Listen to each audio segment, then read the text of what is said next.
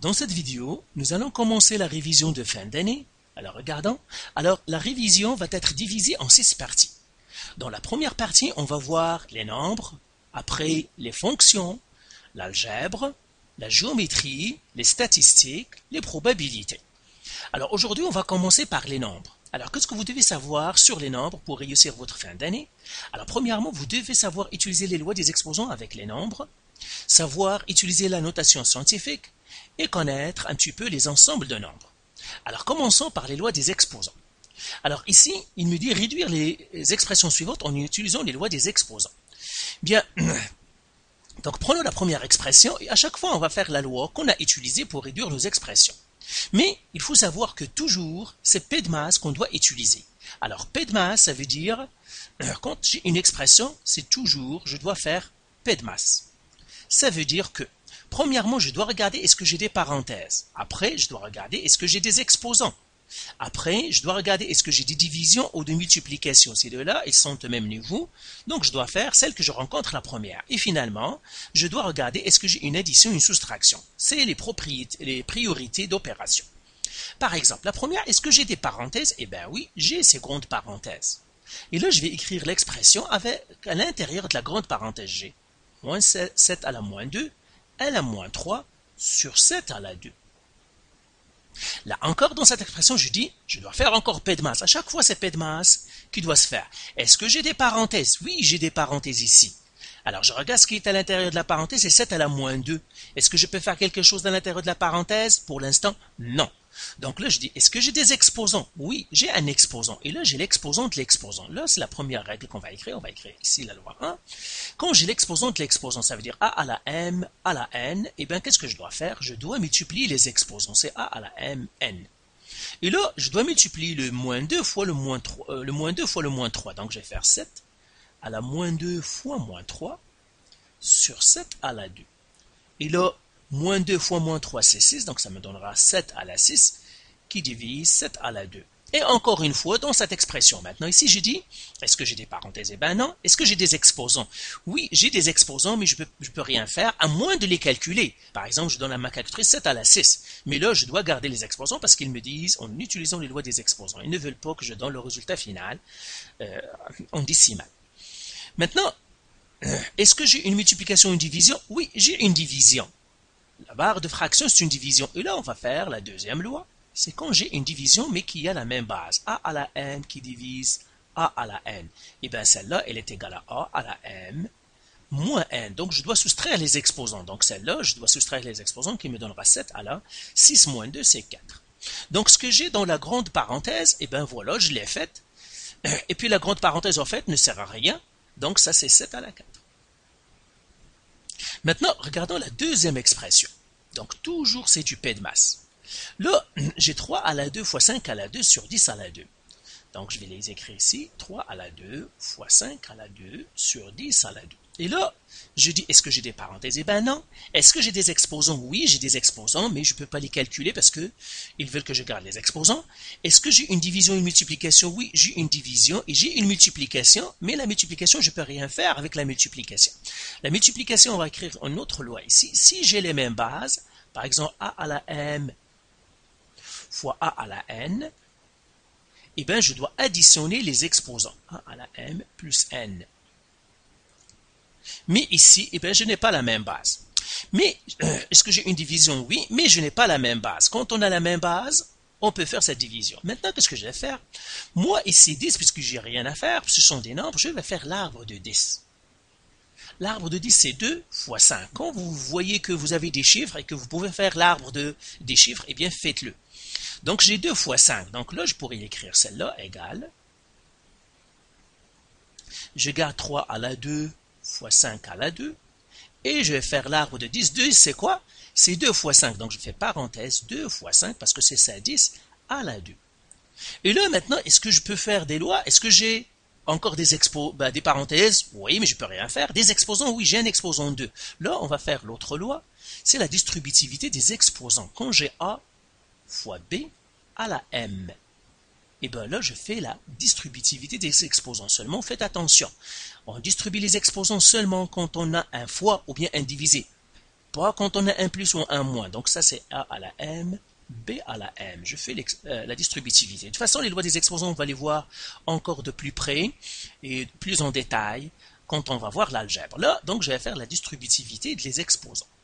Et là, ça me donne finalement 3 à la 2 fois 5 à la 2. Celui-là est au numérateur, je ne peux rien faire. Qui divise 2 à la 2 fois 5 à la 2. Et là, je regarde encore. Est-ce que j'ai des parenthèses? Non. J'ai des exposants? Oui, mais je ne peux rien faire. Est-ce que j'ai division ou multiplication? Oui, j'ai toujours une division. Mais est-ce que j'ai quelque chose à faire? Ben, je vois ici que les deux ici, ils ont la même base. Donc là, je peux faire quelque chose. Et quand on a la même base, c'est la division, donc je dois soustraire les exposants. Et bien là, je peux déjà l'écrire ici. 3 à la 2 fois 5 à la 2 qui divise 5 à la 2, donc je dois soustraire les exposants. 2 moins 2, c'est 0. Alors 2 moins 2, c'est 0, ça veut dire que les 5 vont disparaître, donc ça me restera sous 2 à la 2. Donc celle-là, voilà, je viens de le faire, ça c'est 3 à la 2 sur 2 à la 2. Alors faisons le dernier. Donc, j'ai 2 à la 4, exposant 4, fois 16, exposant 1 sur 3. Là encore, je vois, est-ce que j'ai des parenthèses? Non, oui, j'ai des exposants, mais je ne peux rien faire. Division, multiplication, oui, j'ai une multiplication, mais je n'ai pas la même base. Addition, soustraction, j'en ai pas. Ben, maintenant, qu'est-ce que je vais faire? Ben, je peux voir que 16, je peux faire l'arbre du 16. Le 2, je ne peux pas faire son arbre parce que le 2 est un nombre premier, il n'y a pas d'arbre pour 2. Mais 16, je peux faire son arbre, c'est 2 fois 8. 8, c'est 2 fois 4. Et puis 4, c'est 2 fois 2. Ça veut dire 16, elle est égale à 2 fois 2 fois 2 fois 2, qui est 2 fois à la 4. Et là, je peux les écrire maintenant, c'est 2 à la 4. 16, c'est quoi? C'est 2 à la 4. Donc, je ferai 2 à la 4 entre parenthèses, parce que c'est ça 16 à la 1 tiers.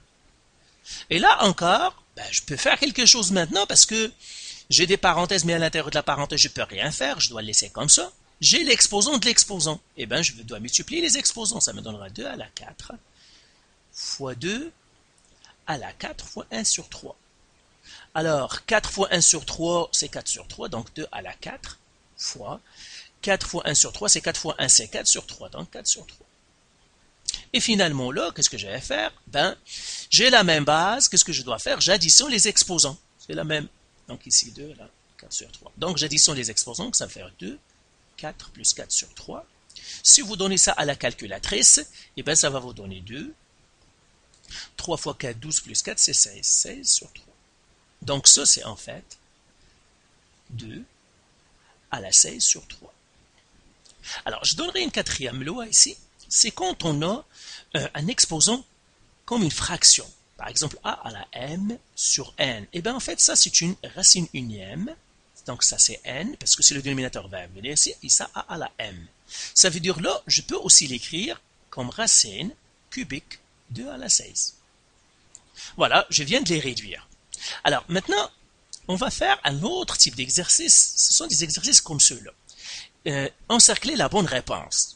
Ben, si il vous donne ça, ben vous avez deux choix. Soit faire les lois des exposants et choisir la bonne réponse, soit que vous donnez ça à la calculatrice, regardez ça à la calculatrice, qu'est-ce qu'il vous donnera, et donnez le 3 à la 15 à la calculatrice, regardez ce qu'il vous donnera, racine de 9 à la 13 à la calculatrice, regardez ce qu'il vous donnera. Donc je vous laisserai faire cet exercice-là, mais vous allez trouver que c'est ça la bonne réponse.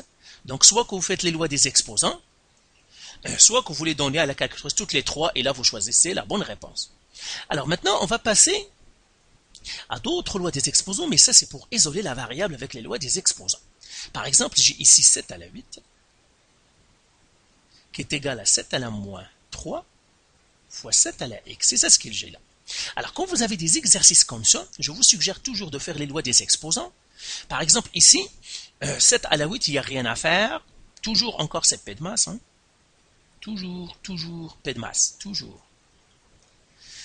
Et là, je vois ici, dans le deuxième, ben, c'est une multiplication, mais ils ont la même base. Et on a dit, quand on a la même base, on additionne les exposants. Donc, je l'écris ici. 7 à la 8 est égal à 7 à la moins 3 plus x.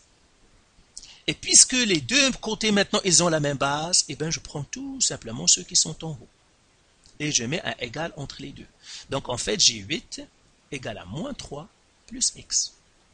Et là, j'isole la variable, donc je dois bouger le moins 3 de l'autre côté. Puisque c'est un moins, ça va devenir un plus 3. 8 plus 3, c'est 11, donc ici, x est égal à 11. Donc ça, j'écris x égale à 11. Voilà la bonne réponse. On va faire deux autres, tout simplement pour que vous sachiez comment les faire, et c'est fini. Faisons la deuxième. J'ai 5 à la 16. Ces parenthèses-là ne servent à rien. Égale 5 à la x à la 2. Là encore, toujours, faites les lois des exposants. Donc là, j'ai exposant de l'exposant. Qu'est-ce qu'on fait aux exposants? On doit les multiplier. Donc j'ai 5 à la 16 égale 5x fois 2, c'est 2x. J'ai la même base. Puisque j'ai la même base, eh bien, j'encadre les exposants. Je prends les mêmes exposants et là, je fais égal. Ça veut dire j'ai 16 égale à 2x. Et là, j'isole la variable. Alors, comment je vais bouger le 2? Je divise par 2 et je divise par 2. Ça me donnera 8 est égal à x. Tout simplement, j'isole la variable. Donc, ça, c'est x est égal à 8. Alors, faisons ce dernier. Ici, donc j'ai 8 à la x est égal à 2 à la moins 3. Là encore, c'est le P de masse. Est-ce qu'il y a des lois des exposants? Eh bien non. Est-ce qu'ils ont la même base? Non. Lui, il a 8, lui, il a 2. Donc, je ne peux pas encadrer les exposants. Alors, qu'est-ce que je vais faire? Ben, je vais faire l'arbre de 8. Dès que vous voyez que vous êtes bloqué, faites l'arbre des nombres. Donc, 2 fois 4. 4, c'est 2 fois 2. Et finalement, 8, ça me donne 2 fois 2 fois 2. Ce qui me fait 8 est égal à 2, exposant 3. Donc, ça, c'est l'arbre. 2 fois 2 fois 2, nombre premier. Donc là, j'écris maintenant mon 8, c'est quoi? C'est 2, exposant 3. Je mets les parenthèses à la x tout simplement pour séparer les exposants. 2 à la moins 3. Et là, maintenant, je vais faire un peu de loi des exposants. Alors, les lois des exposants, ici, qu'est-ce que j'ai? J'ai l'exposant de l'exposant, comme ceci, c'était 5 à la x à la 2. Là, je dois multiplier quoi? Les exposants. Donc, ça me donnera 2. 3 fois x, c'est 3x, égale 2 à la moins 3. Et maintenant, puisque j'ai la même base, je peux encadrer les exposants. Les exposants sont pareils. Si j'ai la même base, c'est que les exposants sont pareils. Donc ici, je dois écrire 3x est égal à moins 3. Je divise par 3. Je divise par 3. X, ça me fera maintenant moins 1. Donc ici, je peux dire que x, elle est égale à moins 1. Voilà. Alors, je vous laisserai faire les autres, c'est tout simplement les mêmes. Ce sont les lois des exposants. Assurez-vous que vous avez la même base. Si vous voyez que vous n'avez pas la même base, faites l'arbre du nombre pour lequel vous pouvez faire l'arbre, le nombre qui n'est pas premier. Faites l'arbre de ce nombre-là et vous allez trouver votre solution. Alors, maintenant, passons à notre sujet, c'est la notation scientifique. Alors, les notations scientifiques, à quoi servent-ils? Eh bien, tout simplement, ça sert à représenter les grands nombres avec une expression très simple. Alors, les notations scientifiques, c'est quoi? Quand j'ai un nombre, je dois toujours m'assurer que c'est un chiffre, virgule, un autre nombre, fois 10, exposant quelque chose. Par exemple, j'ai 1,325 fois 10 à la 4. Ça, c'est une notation scientifique. Ce chiffre-là doit être tout simplement 1, 2, 3, jusqu'à 9. Il ne peut pas être 0, il ne peut pas être un nombre à virgule, ben, il doit être soit 1, 2, 3 jusqu'à 9. L'autre ici, ça pourrait être ce qu'il veut. Celui-là, on l'appelle la mantis. Parfois, vous allez, si vous entendez mantis, c'est le nombre qui est ici. Tout ça, c'est la mantis. Et ça, on l'appelle ordre de grandeur. Ordre de grandeur. Donc ça, c'est pour la littérature, hein, donc pour comment on appelle ces choses-là. Alors maintenant, on va faire les nombres, comment on va transformer ça en notation scientifique. Notation scientifique, c'est simplement une question de tasser la virgule. Si un nom n'a pas de virgule, c'est que sa virgule est à la fin. Et là, par exemple, je vais l'écrire celui-là, 4, 5, 4, 0, 0, 0. Sa virgule est ici. Donc, qu'est-ce que je vais faire? Je vais tasser la virgule jusqu'à ne laisser qu'un seul chiffre avant la virgule. Donc, je vais tasser la virgule de combien? De 1, 2, 3, 4, 5. Donc, je vais mettre la virgule ici pour ne laisser que 4, parce que je dois laisser un seul chiffre avant la virgule qui n'est pas 0. Donc, 4,54 fois 10. Donc, combien je l'ai tassé? Je l'ai tassé de 5. Donc, ça va être exposant 5. Faisons la deuxième. J'ai 124,2547. Je dois laisser toujours un seul chiffre avant la virgule qui n'est pas 0. Donc, je dois tasser ma virgule. De combien je vais la tasser? De 1. 2. Donc ma virgule va venir ici. Donc ça va faire 1,24254 fois 10 exposant de combien j'ai tassé ma virgule? Je l'ai tassé de 2 positions. Donc ça va faire fois 10 à la 2. Faisons le troisième. Alors j'ai ici 0,000. Combien de 0? 1, 2, 3, 4, 6. Donc j'ai un 3 0 ici et j'ai 142. Là, je dois tasser ma virgule, mais je vais la tasser de gauche vers la droite. Donc je vais vers combien de combien je vais la tasser? Je vais la tasser de 1, 2, 3, 4, 5, 6, 7. Ma virgule va venir ici. Je dois laisser un seul chiffre qui n'est pas avant la virgule et qui ne doit pas être 0 fois 10. Moins, parce que j'ai tassé ma virgule de gauche vers la droite ou parce que j'ai 0, quand vous voyez 0, c'est un moins. Quand vous voyez autre chose, il n'y a pas de 0, c'est un plus. Plus 5, plus 2. Le plus, on ne le met pas parce que plus, si on ne le met pas, c'est comme il est là. Donc, de moins, de combien j'ai tassé ma virgule? 7. Donc, ça va faire 1,42 fois 10 à la moins 7. Maintenant, si j'ai multiplié des nombres en notation scientifique, qu'est-ce que j'ai à faire? Eh bien, je vais multiplier les mantis par les mantis et les ordres de grandeur par les ordres de grandeur. Ou bien les nombres à virgule par les nombres à virgule et les exposants de 10 par les exposants de 10. Les nombres à virgule, c'est les mantis. Ça, c'est une mantis, la mantis, la mantis. Donc, je fais 6,2 fois 7,9 fois 3,8. Donc, je rassemble les mantis avec les mantis, les ordres de grandeur avec les ordres de grandeur. 10 à la 4 fois 10 à la 5 fois 10 à la moins 6. Alors, si je fais ce calcul maintenant, si je donne à la calculatrice 6,2 fois toute cette multiplication, eh bien, ça me donnerait 186,124. Et je le fais ici, fois. Alors maintenant, ça, c'est les lois des exposants. J'ai la même base qui est 10. Qu'est-ce que je dois faire aux exposants? Je dois les additionner. J'additionne les exposants. Donc, 4 plus 5, ça me fait 9, moins 6, ça me fait 3. Donc, ça va faire fois 10.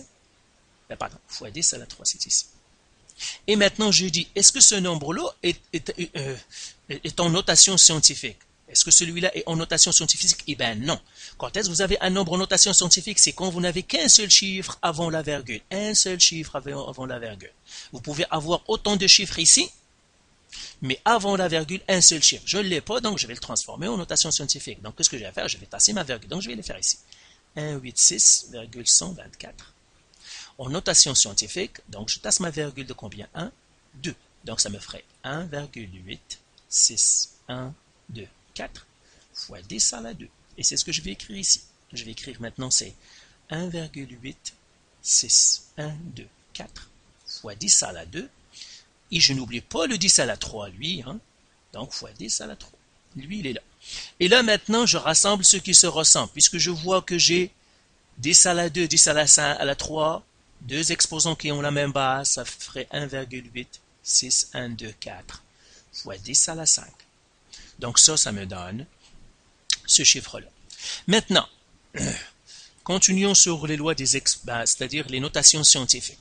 Là, vous devez connaître ces unités-là. Alors ici, je vais vous donner quelques unités. Vous avez le téra, ou bien le trillion. Trillion. En fait, c'est 10 à la 12. Le giga. En fait, le téra, on met un T. Ou bien le billion. Milliard. Ça, c'est 10 à la 9. Le méga, on fait un M. Le giga, on fait un G. Ça, c'est milliard. Ça, c'est million. Ça, c'est 10 à la 6. J'ai le kilo. On fait un K. Ça, c'est 10 à la 3. J'ai le hecto. Ça, on fait H. Et ça, c'est 10 à la 2. J'ai le déca. Et on le note DAC. Ça, c'est 10 à la 1. J'ai le déci. Ça, on fait un D, décimètre, décigramme, etc. C'est 10 à la moins 1. J'ai les centimètres, etc. Avec un C, c'est 10 à la moins 2. J'ai les milli. avec un petit m, ça c'est 10 à la moins 3. J'ai le micro. Le micro, on le note avec un mu, comme ça, c'est 10 à la moins 6. J'ai le nano. C'est un petit n, c'est 10 à la moins 9. Et j'ai le pico. On met un petit p. Et ça, c'est 10 à la moins 12. Donc, voilà ce tableau-là, vous pouvez l'ajouter à votre aide-mémoire, ça va vous aider. Ici, il me dit 700 mg. Ici, on veut convertir à l'unité. Donc, 700 mg, donc c'est 700, on a dit milli, c'est quoi? 10 à la moins 3, donc je dois faire fois 10 à la moins 3. Et là, 700, je le mets en notation scientifique, ben, c'est 7 fois 10 à la 2, fois 10 à la moins 3, qui me donne 7 fois 10 à la moins 1. Pourquoi? Parce que je dois additionner les exposants. 2 plus moins 3, ça me donne moins 1. 32 nanosecondes, c'est 32. Les nanos, on a dit c'est 10 moins 9, donc fois 10 à la moins 9. 32 pour l'écrire en notation scientifique, je tasse la virgule d'un seul chiffre, ça va faire 3,2 fois 10 à la 1 fois 10 à la moins 9. J'additionne les exposants en quart, ça va faire 3,2 fois 10 à la moins 8. Maintenant, faisons un autre. J'ai ici 0,057. Hecto, on a dit c'est quoi? C'est 10 à la fois 10 à la 2. Alors, celle-là, je fais en notation scientifique, je tasse la virgule vers la droite de 2 unités, ça me donnera 5,7 fois 10 à la moins 2, parce que je l'ai tassé de 2 positions, mais parce que j'ai 0, donc c'est un moins. Donc, fois 10 à la 2. Alors, 10 à la moins 2 fois 10 à la 2, moins 2 plus 2, c'est 0, ça veut dire que les 10 vont disparaître, ça me donnera 5,7. Alors, je vous laisserai faire les autres, parce que vous voyez maintenant, c'est facile. Donc, ici, j'ai 2500, par exemple, picots. Les picots, on a dit, c'est 10 à la moins 12. Alors, je vous laisserai continuer les calculs. La même chose pour giga, c'est 10 à la 9, etc. Donc, si vous avez des situations comme ça, c'est comme ça comme on les fait. Maintenant, le dernier, c'est les ensembles de nombres. Alors, les ensembles de nombres, on va faire un petit rappel. Le n, c'est les naturels. Alors, les naturels, on les appelle naturels, c'est 0, 1, 2, 3, parce que ça nous vient par nature. Même les petits-enfants hein, de 2, 3 ans, on leur apprend les nombres naturels, parce que c'est facile, c'est quelque chose qui nous est d'une manière naturelle. Les z, c'est les entiers. Alors, les entiers, en fait, ça englobe les naturels et leurs négatifs. D'accord? Donc, si, par exemple, j'ai moins 2, moins 1, 0, 1, 2, etc. C'est les entiers et leurs négatifs. J'ai les Q. Les Q, c'est les rationnels. Rationnels. Alors, les rationnels, c'est quoi? C'est les fractions. Nombre à virgule. Nombre à virgule, et puis nombre périodique, nombre à virgule périodique, à virgule périodique, ça veut dire il y a une période qui se répète, périodique. Après, donc je vais les mettre ici, j'ai les Q', c'est les irrationnels, et eux, ben, tout ce qui n'est pas rationnel, il est irrationnel. Donc, si vous voulez savoir est-ce qu'un nombre est irrationnel, ben, tout simplement vérifier est-ce que c'est un nombre, c'est une fraction, est-ce que c'est un nombre à virgule ou c'est un nombre à virgule périodique. Eh bien, s'il n'est aucune de ces trois-là, c'est qu'il est irrationnel. Alors, parmi les nombres irrationnels, il y a pi, il y a les racines carrées qu'on ne peut pas réduire, comme par exemple la racine carrée de 2. Tous les racines des nombres premiers sont des nombres irrationnels. Racine carrée de 5, racine cubique de 8. Donc tout ça, ce sont des irrationnels, etc. Et finalement, on a les réels. Les réels, c'est tous les nombres. Donc je vais l'écrire ici. Les réels, c'est les R. Tous les nombres sont des réels. Alors maintenant, ici, dans l'exercice qu'ils nous disent qu'on a un tableau où il y a des chiffres, mais ils ne sont pas à la bonne place. Donc il faut les mettre dans la bonne place. Par exemple, je vais commencer par le moins 10. Moins 10, c'est un entier, mais il est négatif. Il ne peut pas être dans les n, il est dans les z. Donc moins 10, parce que c'est un entier qui est négatif. 0,7 périodique. Ben, on a dit tout ce qui est périodique, c'est les Q. Donc je l'écris ici, 0,7 périodique. La barre ici, ça veut dire périodique. 3 quarts est une fraction. On a dit toutes les fractions, ce sont des des Q, c'est-à-dire ce sont des nombres rationnels. Un tiers, c'est une fraction, donc il est à la bonne place, donc je le mettrai un tiers ici. 888, c'est un entier, il est dans les n, lui. 0,5, c'est un nombre à virgule, donc il est dans les rationnels. Pi, lui, c'est un irrationnel. Pi, lui, c'est un irrationnel, c'est pour cela qu'on le met comme ça. Moins racine de 4. Alors, si je calcule racine de 4, je vais trouver moins 2, parce que racine de 4, c'est 2. Donc, ça, en fait, c'est moins 2. Et moins 2, ce sont des nombres, des entiers. Donc, c'est dans les Z, moins racine de 4. Moins 22 sur 7. Moins 22 sur 7, c'est une fraction qui ne se réduit pas. Et puis, les fractions, on a dit, ce sont des nombres rationnels, c'est-à-dire, ils appartiennent à Q. Racine de 2, c'est une racine carrée qui ne se réduit pas, c'est pas comme racine de 4 tout à l'heure, donc lui, il va rester dans les Q'. Voilà, donc on vient de les placer. Alors, on va faire un dernier exercice. Maintenant, ils nous donnent des nombres, ils nous disent de les placer à la bonne place. Racine de 7. Alors, racine de 7, celui-là, c'est une racine carrée qui ne se réduit pas, donc il fait partie du Q' et il est réel, parce que tous les nombres sont des réels. Racine carrée de 16, ça se réduit, c'est 4, donc 4 est un entier, donc racine de 16 est ici.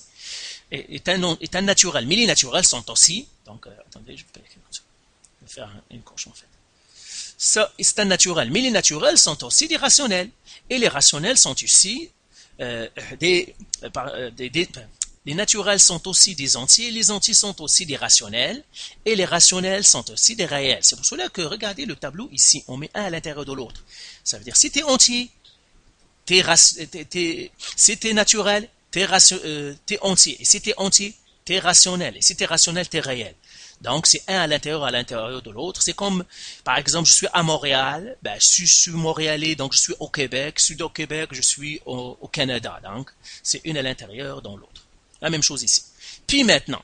Pi, c'est un nombre qui n'est pas rationnel et il est réel. Moins 27 sur 3. Ah, moins 27 sur 3, c'est moins 9, ça. Donc, lui n'est pas un naturel, mais c'est un entier. Et puisqu'il est un entier, c'est un rationnel et qui est un réel. 3,5, c'est un nombre à virgule. Ça veut dire qu'il est un rationnel et il est un réel. Moins 8, c'est un entier. Donc, il est dans Z.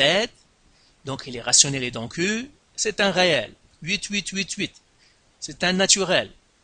Puisqu'il est naturel, est un entier, est un rationnel, est un réel. 1 sur 13, c'est une fraction qui ne se réduit pas. Donc, c'est un rationnel et finalement, c'est un réel. Vous voyez, tous les nombres sont des réels. Donc, voilà pour la révision sur les nombres. Donc, faites les exercices du site et de vos manuels. Si vous avez encore de la misère ou des questions, et encore une fois, il n'y a rien qui remplace la pratique. C'est mon conseil à vous. Donc, faites les exercices du site et si vous avez encore des questions, vous pouvez nous contacter.